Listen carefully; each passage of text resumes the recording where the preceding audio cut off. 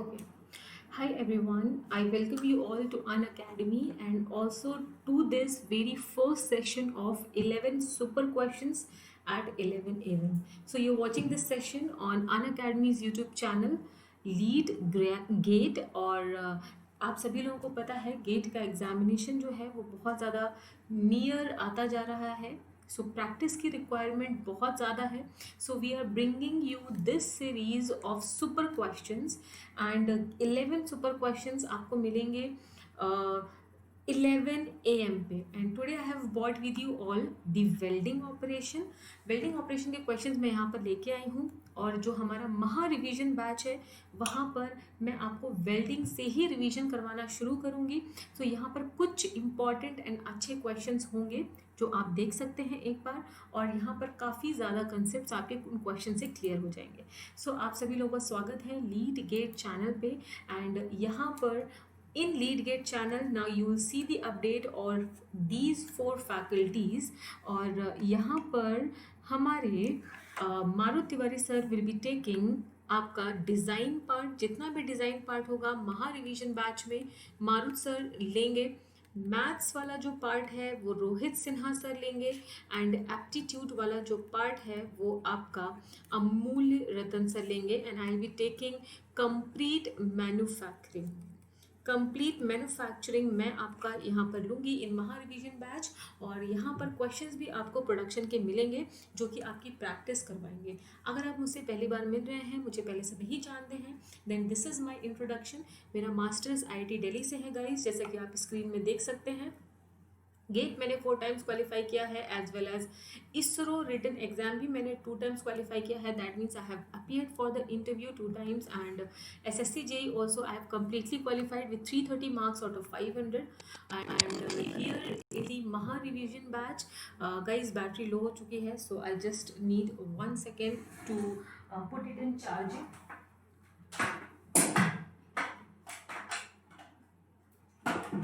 Okay.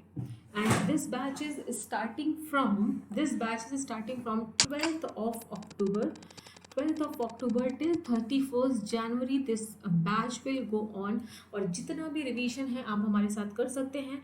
And एक और revision batch हम प्लस में भी अनाउंस करना चाहते हैं और करेंगे नवंबर, दिसंबर एंड जनवरी में. उस बैच को भी आप ज्वाइन कर सकते हैं. You can take the subscription of 3 months and 3 months में फुल रिवीजन आपका होगा. उसके अलावा आप सभी लोगों को अगर फुल प्रिपरेशन करनी है, पूरी प्रिपरेशन करनी है, तो आप सभी लोग 12 month as well as 24 month के सब्सक्रिप्शन ले सकते हैं. You need to subscribe with this code Meenu live code की हेल्प से आप सब्सक्राइब करेंगे और आपकी जो टोटल फीस है वो यहाँ पर आप देख सकते हैं.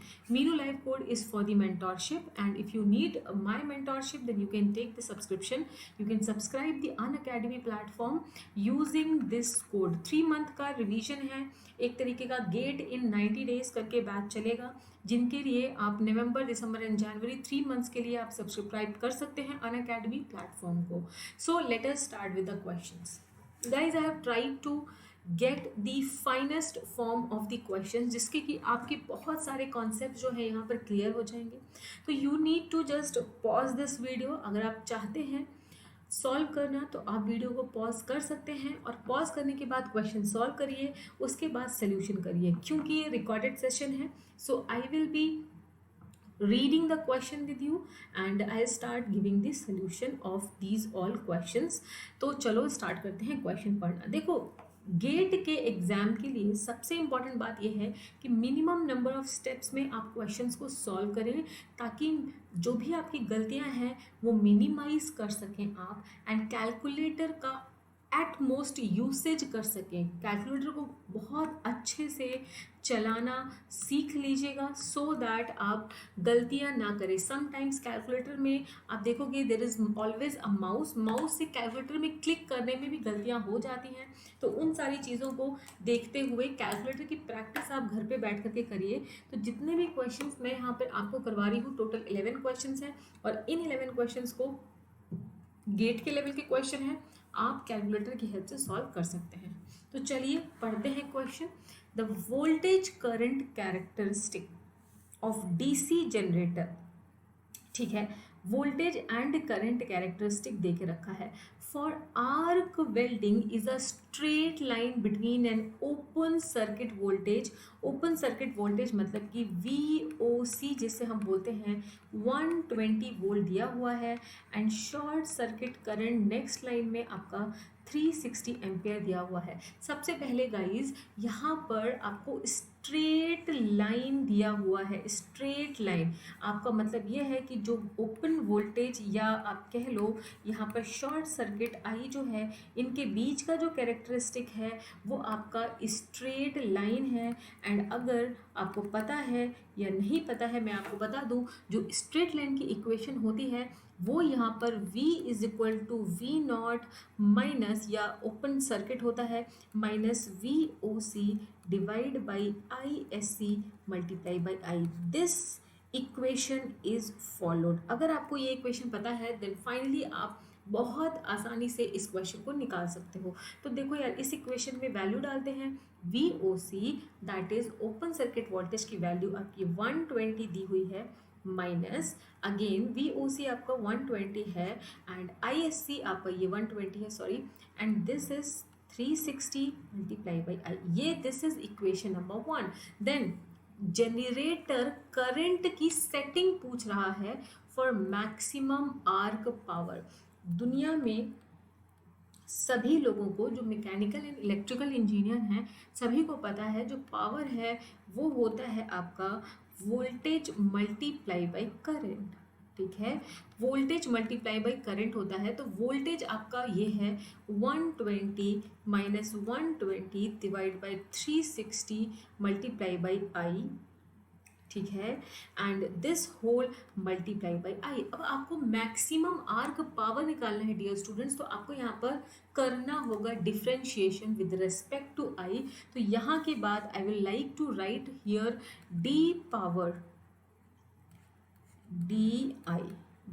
दैट मीन्स पावर को आपको डिफ्रेंशिएट करना है विद रेस्पेक्ट टू करंट। तो यहाँ पर अपन मल्टीप्लाई कर देते हैं 120I minus 120 divide by 360I square, और जब इसको डिफ्रेंशिएट करेंगे DI के फॉर्म में तो ये आएगा 120, और डिफ्रेंशिएट करके अगर आपको मैक्सिमम मिनिमम लगाना है तो आपको यहाँ पर इक्वल टू 0 का रखना पड़ेगा। 120 minus 120 divide by 360 multiply by 2I equal to 0। यहाँ से जो I है वो आप निकालेंगे 180 एम्पियर आएगा, and this is matching with C part, this is matching with C part, and C part is the correct answer. आप आंसर लगाएंगे आगे बढ़ जाएंगे। So this is the question number 1। चलिए मूव ऑन करते हैं क्वेश्चन नंबर 2 की तरफ। क्वेश्चन आपको पढ़ना है, उसके बाद यहाँ पर MSQ भी है, ध्यान दीजिएगा, क्योंकि MSQ और MCQ दोनों ही आपके एग्जाम में आने हैं। तो यहाँ पर बीच बीच में मैंने MSQ भी डाले हैं और MCQ भी डाले हैं। सो बहुत ही केयरफुली आपको क्वेश्चंस को रीड करना होगा और उसके बाद इसका आंसर आपको बताने होंगे। तो वीडियो को पॉज कर लीजिए और आंसर को बताने की कोशिश करिए। देखिए, मैं अब क्वेश्चन पढ़ती हूँ और आंसर के बारे में बात करते हैं। Which of the following statement are true? Number 1, in autogenous welding, no filler material is added during joining process. ये कह रहे हैं ऑटोजेनस वेल्डिंग में कोई भी फिलर मटेरियल को ऐड नहीं किया जाता है ड्यूरिंग जॉइनिंग प्रोसेस। ये बिल्कुल सही बात है। तो नंबर 1 जो है वो बिल्कुल सही है। नेक्स्ट देखो, grains become coarser due to annealing within heat affected zone. जी हाँ, जब हीट अफेक्टेड जोन में आपका स्लो कूलिंग होता है, हीट अफेक्टेड जोन में जब स्लो कूलिंग होता है तो ग्रेन्स जो है वो बढ़ता जाता है। अनीलिंग का मतलब ही यही है कि आप स्लो कूलिंग करवाते हैं, फर्नेस में पड़े आप कूलिंग करवाते हैं। तो इसका मतलब ये हुआ कि यहाँ पर आपका फर्नेस एंड स्लो कूलिंग होती है, इसीलिए आपका ग्रेन ग्रोथ हो जाता है, और ग्रेन ग्रोथ हो जाता है तो कोर्स ग्रेन स्ट्रक्चर आपको मिलने वाला है। तो सेकंड स्टेटमेंट भी ट्रू है। देखिए यार, ये ऑटोजेनस वेल्डिंग में ना यार आपको यहाँ पर जो ये है आपका नहीं यूज होता है फिलर मटेरियल, उसके साथ साथ एनीलिंग जब होगी तो कोर्सर ग्रेन स्ट्रक्चर मिलेगा। और सोल्डरिंग, थर्ड स्टेटमेंट देखो, सोल्डरिंग में लेड और टिन का ही एलॉय होता है। सोल्डरिंग सोल्डरिंग में बेसिकली लेड और टिन का एलॉय होता है, और बोरेक्स वगैरह आप फ्लक्स के फॉर्म में यूज़ कर सकते हो, जिंक क्लोराइड वगैरह फ्लक्स के फॉर्म में यूज़ कर सकते हो। Therefore third statement is also correct. Fourth statement पढ़ो, in friction welding melting of interface weld takes place. जी नहीं, बिल्कुल ज़्यादा गलत स्टेटमेंट है। मेल्टिंग अगर होगी तो वो फ्यूजन वेल्डिंग कहलाने लगेगी। फ्रिक्शन वेल्डिंग में no melting takes place, no melting takes place. तो ये बिल्कुल ज़्यादा गलत स्टेटमेंट है, इसीलिए ऑप्शन नंबर ए पे आओ। 1 2 एंड 3 ओनली बोला है, बिल्कुल सही है। 1 2 3 4 क्योंकि 4 दिया हुआ है बिल्कुल गलत है। 1 एंड 2 बिल्कुल सही है, एंड 2 एंड 3 भी बिल्कुल सही है। देयरफॉर ए बी नहीं, सॉरी बी नहीं, I am really very sorry यहाँ पर बी टाइप करने के लिए। ए सी एंड डी आपके करेक्ट आंसर होंगे। So this one is MCQ type of question for you all.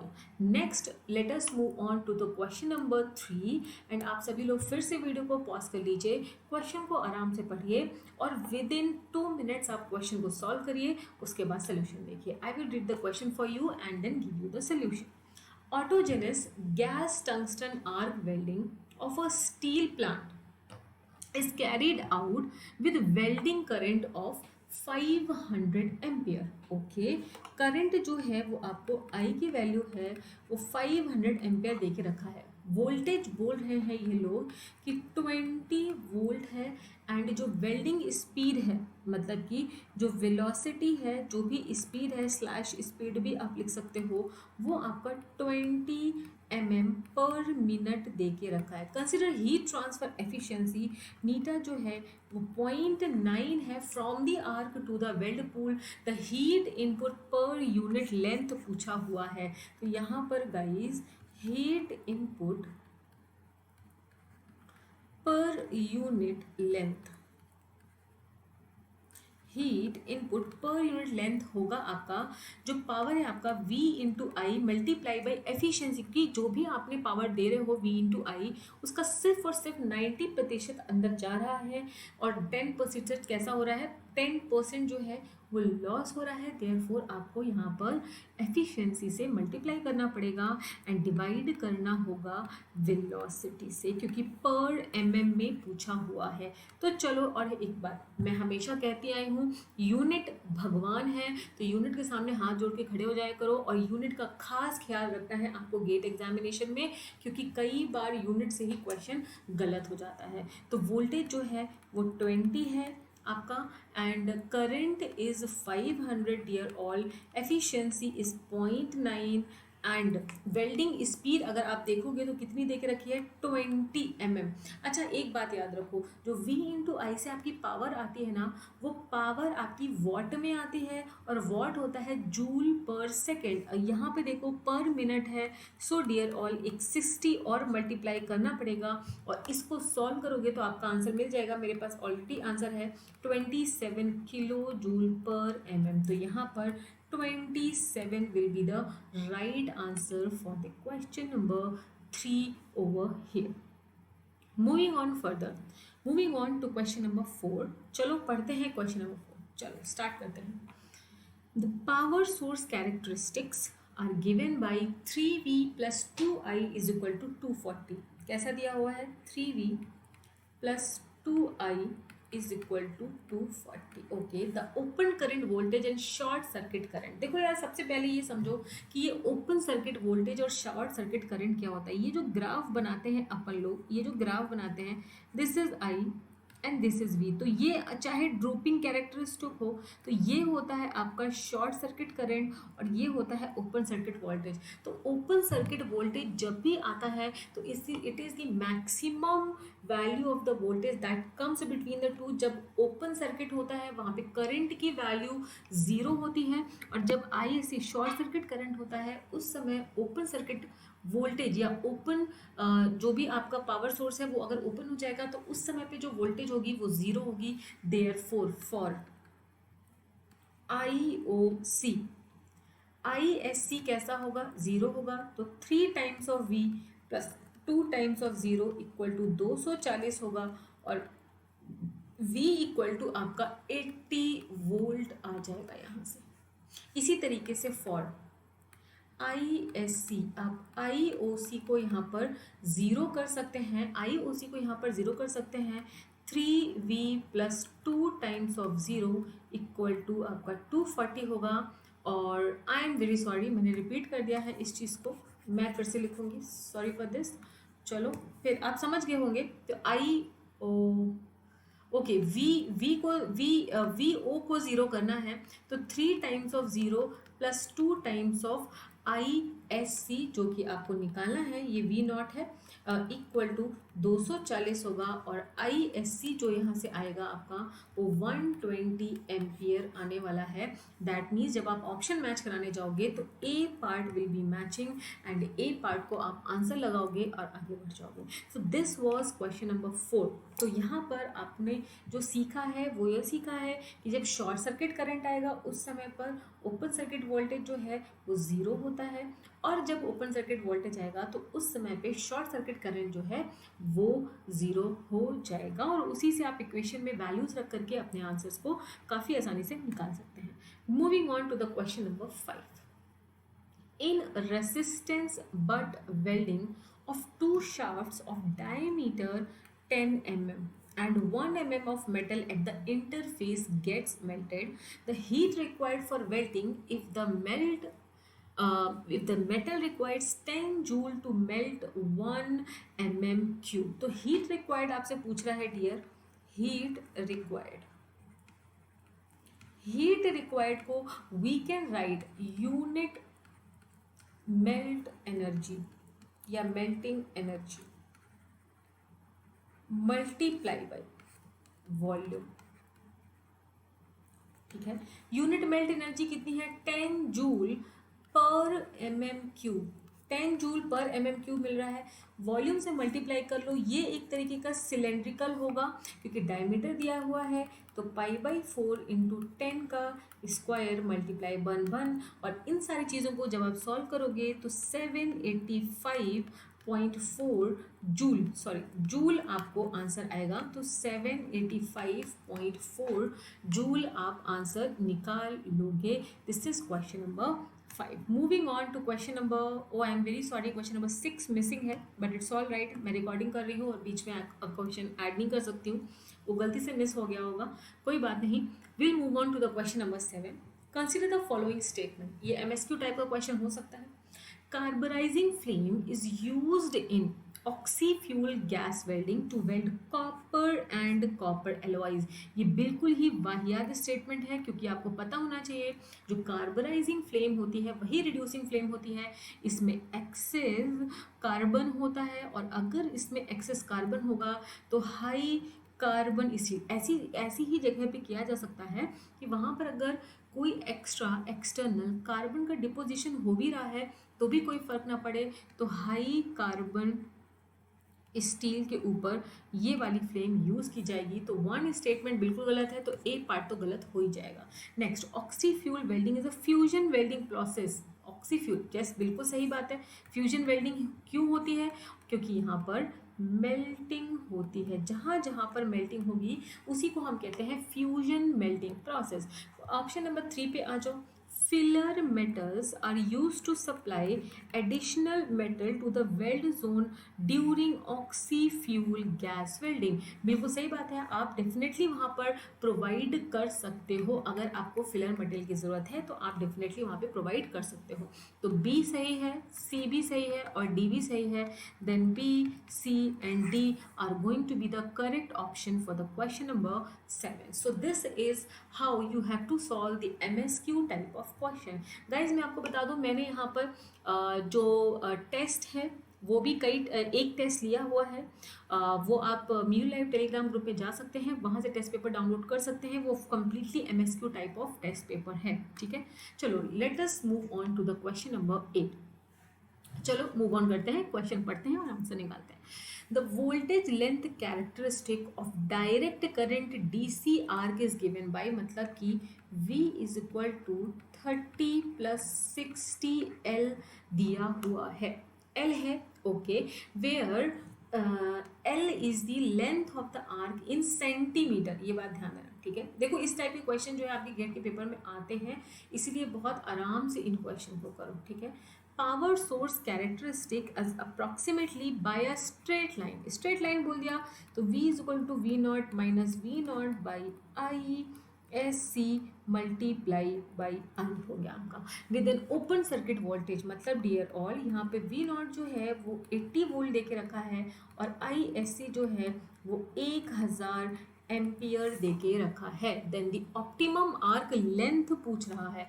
अगर ऑप्टिमम आर्क लेंथ पूछ रहा है तो यार power is equal to voltage multiply by current होता है फर्स्ट ऑफ ऑल। तो यहाँ पर आपको कुछ भी हो पावर को डिफ्रेंशिएट करना होगा, इक्वल टू ज़ीरो रखना होगा, तो इसकी वजह से वोल्टेज और करंट जो है उसको आपको लेंथ के रेस्पेक्ट में पुट इन करना पड़ेगा, तभी तो आप जब इक्वल टू ज़ीरो करोगे तो लेंथ की वैल्यू आएगी। तो यहाँ पर सबसे पहले देखो वोल्टेज की जगह तो मैं 30 + 60 L लिख दूंगी। करंट की जगह यार, करंट की जगह मेरे को देखो यहाँ से इस वाली इक्वेशन को मैं थोड़ा यहाँ पर लिखना चाहती हूँ। देखो V जो है वो है 30 + 60 L है, इसी को इक्वेट कर देंगे V नॉट जो कि है 80 - 80 डिवाइड बाई 1000 इंटू आई। तो आई को आप लिख सकते हो 30 - 80 + 60 L, इसको मल्टीप्लाई कर सकते हो किससे, 1000 डिवाइड बाई 80 जो कि माइनस का है, और यही चीज़ यहाँ पर आपको इंटू करनी है। 30 - 80 कैलकुलेशन आप खुद देख लेना, मैं यहाँ पर कॉन्सेप्ट आपको बता रही हूँ। मल्टीप्लाई बाई -1000 डिवाइड बाई 80, इसको आप डिफ्रेंशिएट करोगे, इक्वल टू ज़ीरो रखोगे तो पूरी की पूरी जो इक्वेशन है वो एल के टर्म्स में है। जब आप डिफ्रेंशिएट करोगे, इक्वल टू ज़ीरो करोगे तो यहाँ पर आपको आंसर मिल जाएगा। तो आपको फाइनली करना क्या है, the power with respect to L निकालना है, जीरो के बराबर रखना है, और यहाँ से जब आप एल की वैल्यू डिफ्रेंशिएट मैं नहीं कर रही हूँ, आपको डायरेक्ट आंसर बता रही हूँ। यहाँ से जब आप इसको डिफ्रेंशिएट करोगे तो इसका जो आंसर है वो 0.167 सेंटीमीटर आने वाला है, 0.167 सेंटीमीटर आने वाला है। तो this is option C part. Now moving on to the question number 9 dear all students. देखो यार क्या हो रहा है यहाँ पे, in arc welding of butt joint the melting efficiency and the heat transfer, okay, Neeta m जो है वो आपको 0.5 दे के रखा है, नीटा हीट ट्रांसफर जो है वो आपको 0.7 दे के रखा है, एरिया भी दे के रखा है, एरिया जो है वो 5 mm² दे के रखा है। Unit energy required to melt the metal, unit energy okay वो 10 जूल पर mm³ दे के रखा है। If the welding power is इतना देन वेल्डिंग स्पीड पूछा है। तो यार देखो आपको मेल्टिंग एफिशिएंसी को हम क्या लिख सकते हैं, मेल्टिंग एफिशिएंसी को हम लिख सकते हैं heat required to melt per mm³ divide by heat supplied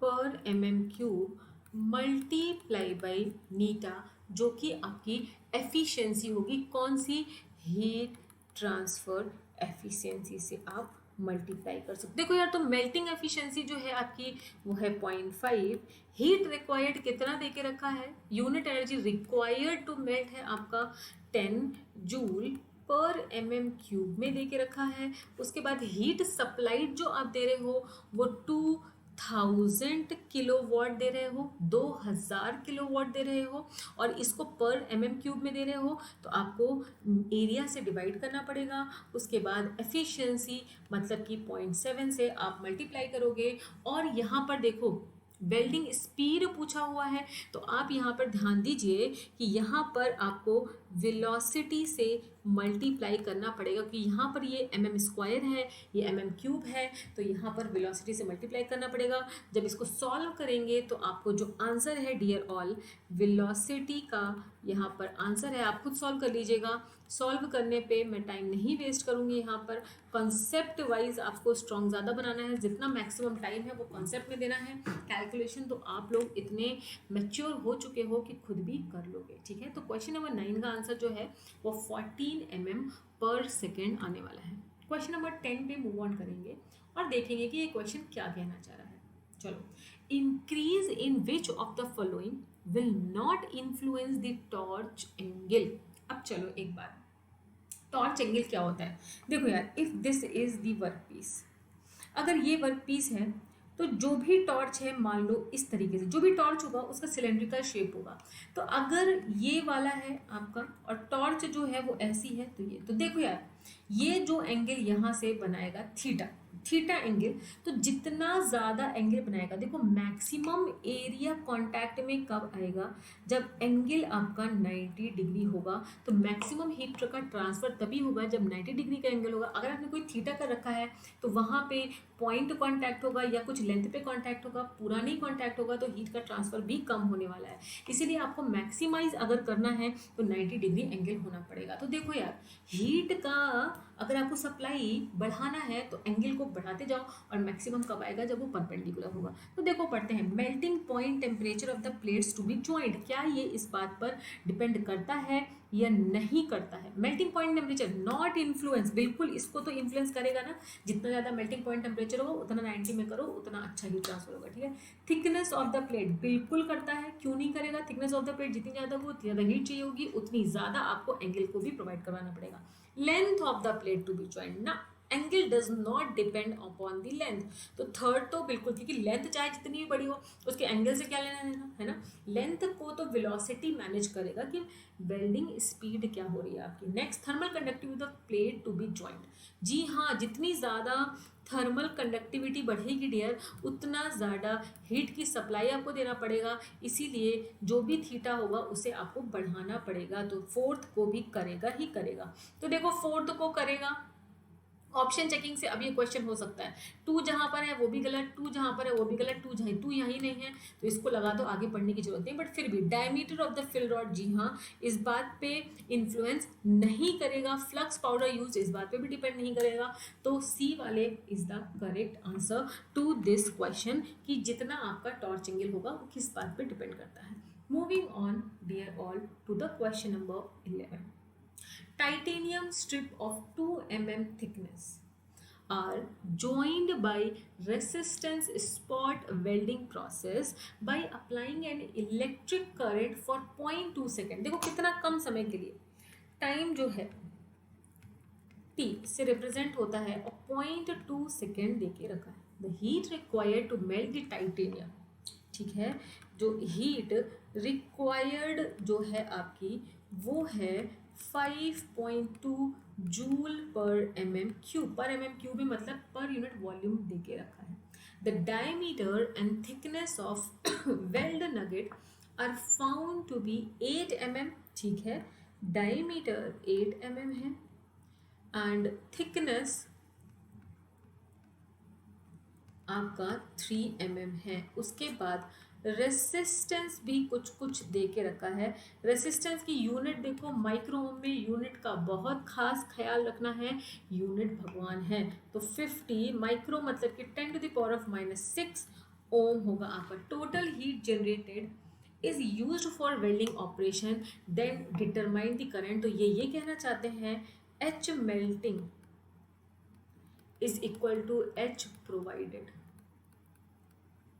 H melting जो है वही आपकी हीट प्रोवाइडेड है। अब एच मेल्टिंग क्या है, 5.2 मल्टीप्लाई बाई वॉल्यूम करना पड़ेगा आपको। क्यों?